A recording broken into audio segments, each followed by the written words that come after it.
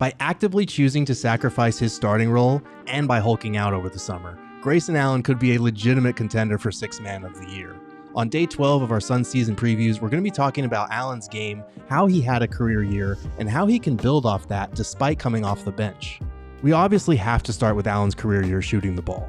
He led the entire NBA in three-point percentage at 46.1%, taking nearly 6 threes a game. He made just under 46% of his catch-and-shoot threes and 48% of his corner threes, tallying 7 different instances where he made 8+ threes in a game. Putting a guy like that one pass away from superstars like KD, Book, and Bradley Beal seemed downright unfair because the defense had to give up something. When they chose to give Allen space to show help toward the big three, Grayson Allen made them pay. Grayson's shooting year was historic in its own right. According to StatHead, there have only been 7 instances in NBA history where a player attempted at least 5.9 threes a game and made 46% of them. Grayson joined Steph Curry, Kyle Korver, Joe Ingles, Joe Harris, and JJ Redick in that elite category. Allen was also one of 165 players in NBA history to ever hit 200+ threes in a single season, and one of only 4 Suns to do it, joining Raja Bell, Quentin Richardson, and Gerald Green. Of those 4 Suns, Grayson Allen was by far the most efficient by about 5 percentage points. It wasn't just spot-up shooting though. While the majority of his threes were catch-and-shoot looks, Allen also improved as a shooter off the dribble, knocking down a staggering 49% of his pull-up threes. It was on much smaller volume, but his willingness to fire off shots like these in semi-transition will make him a perfect fit in Mike Budenholzer's faster-paced offense, especially since the Suns want to get up more threes this year. But after a year where Grayson Allen posted career highs in scoring, rebounding, assists, field goal percentage, and three-point percentage, it's worth wondering how he would actually feel about taking on a bench role. But according to the Suns, Grayson played an active role in recruiting the guy who would actually replace him in the starting lineup. Yeah, he played a huge role in recruiting me here, and he, off the, beginning, he said, "Don't worry about me starting, I know, we need you to come here and be the starting point guard. Like, that's what we're missing." And so, again, that says a lot about G, his character, him as a player. He wants to win. He's team first. Grayson's character and, he's all about the right things. Feel fortunate to, kind of reunite with him and pull him into the recruiting of Tyus. And like you said, at the end of the day, it's probably to bring somebody in to take his spot in the starting lineup. But I think all Grayson cares about is winning. When we had that conversation off the bat, I was like, okay, this is going to be a good decision for me.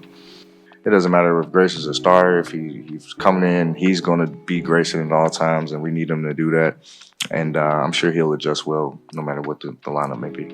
Even though Allen got paid with a nice new extension back in April, it was actually for less than he could have signed for, especially if he had waited until free agency. This recruitment of Tyus Jones is just yet another example of Grayson Allen sacrificing for the betterment of the team. However, it's worth wondering, even if Grayson Allen is willing to come off the bench, how will he be able to adjust his play, especially after he had the best season of his career?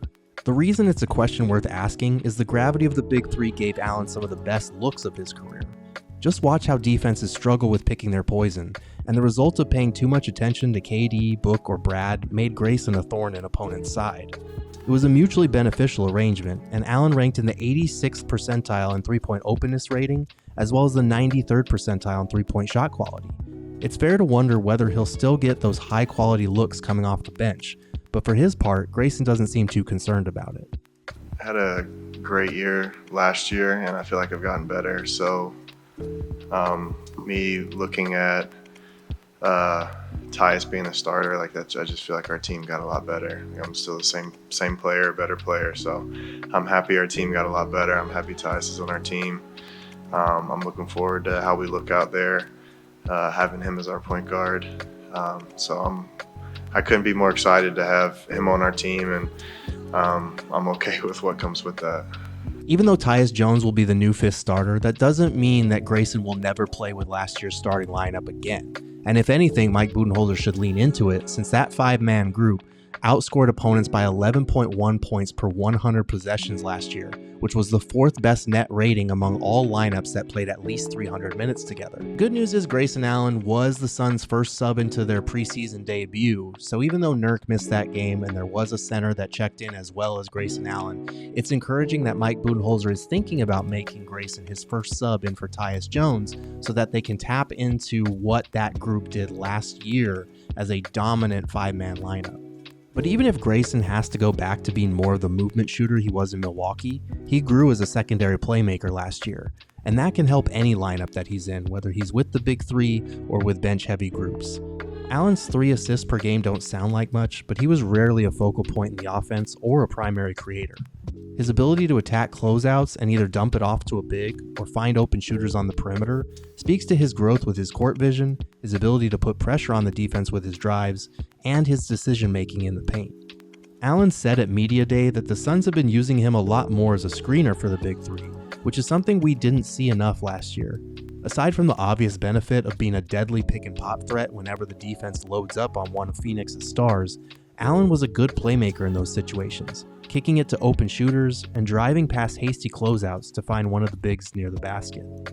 That will be an added benefit for a guy who, and we say this with complete admiration, completely beefed up over the summer and earned himself a new nickname. Baby Nerd, yeah. Baby Nerd. Each off season, I've put on a little bit of muscle.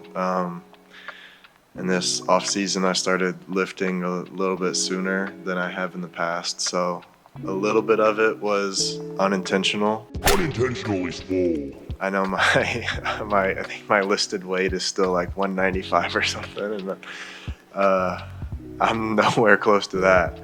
So around 230. So we might need to finally update that.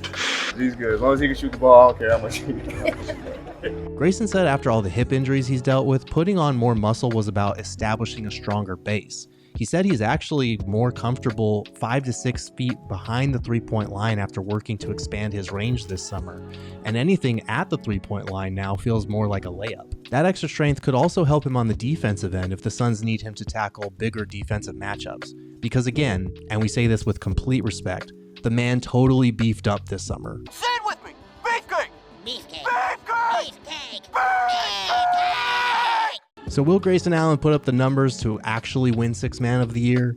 It's difficult to envision him putting up 16, 17, or 18 points a game in a bench role, but if he really is a better player than he was last year, the Suns are in a fantastic position with a guy like that coming off their bench. Thanks for watching today's Suns season preview. Be sure to like this video, subscribe to PHNX Sports on YouTube, go listen to the PHNX Suns podcast every day at 3 p.m., check out my written season previews over at gophnx.com, and check back right here tomorrow for our next Suns season preview on, finally, the Suns starting lineup, beginning with Jusuf Nurkic.